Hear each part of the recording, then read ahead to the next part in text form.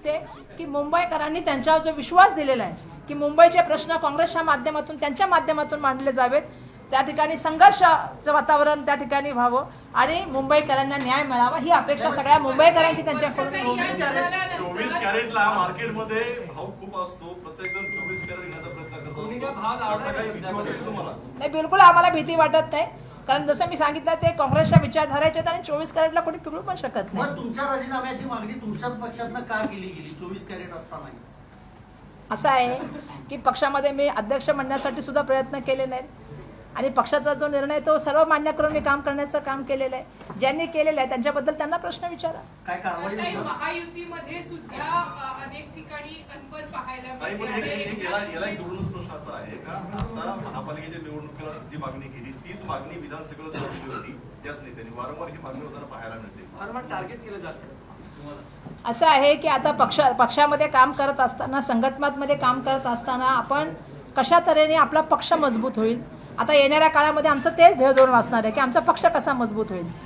ज्यांना टीका करायची ते टीका करू शकतात, कारण आमच्याकडे लोकशाही आहे, भाजपामध्ये हुकुमशाही आहे.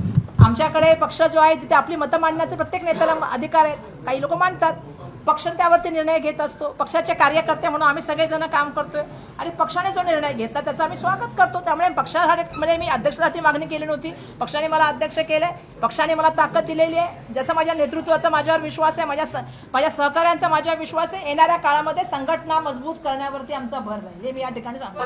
महायुतीमध्ये सुद्धा आता अनबन पाहायला मिळते आहे. एकीकडे उद्धव ठाकरे म्हणतात महापौर शिवसेनेचा असेल, अनेकांशी संपर्क सुरू आहे, कसं बघताय?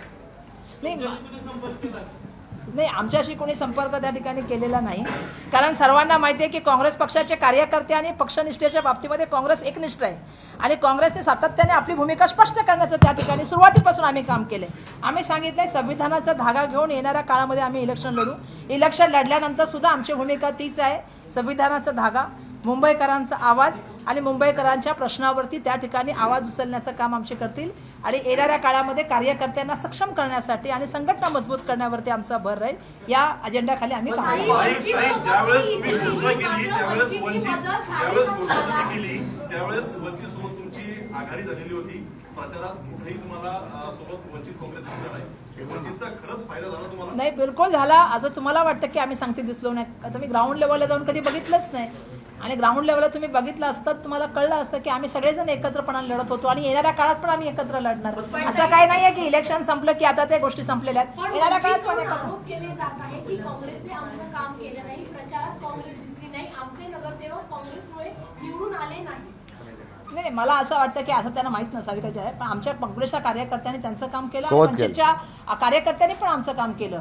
आघाडीमध्ये असं असतं की एखादा कार्यकर्ता नाराज असू शकतो, कोणत्याही पक्षाचा एखादा पण एखादा कार्यकर्ता नाराज आहे म्हणून पक्ष काम करत नाही असं नाही ना. पक्षाने काम केलं, आम्ही सुद्धा इमाने इतबारे काम केलं. आम्ही जिथे होतो ज्यांच्याबरोबर नेहमी राहिलो, तुम्ही बघितलं असेल लोकसभेमध्ये सुद्धा आम्ही इमाने इतबारे काम केलं, विधानसभेमध्ये पण खरंच काँग्रेस पक्षानेच त्या ठिकाणी जे आहे ते इमाने इतबारे काम केलं आणि आजही मी तुम्हाला सांगते की आम्ही ज्यांच्याशी आघाडीमध्ये असतो त्यांच्याशी इमाने इतबारे काम करण्याचं. तुम्ही वंचितला सोबत घेतलं, ठाकरे बंधू सोबत नव्हते. एक सोशल मीडियावरून एक ट्विट असं केलेलं आहे ज्यांनी महाविकास आघाडीला मदत केली होती काही घटकांनी, त्यांनी जवळपास 30 जागांचं नुकसान झालेलं आहे ठाकरे आणि तुमच्या पक्षाचं.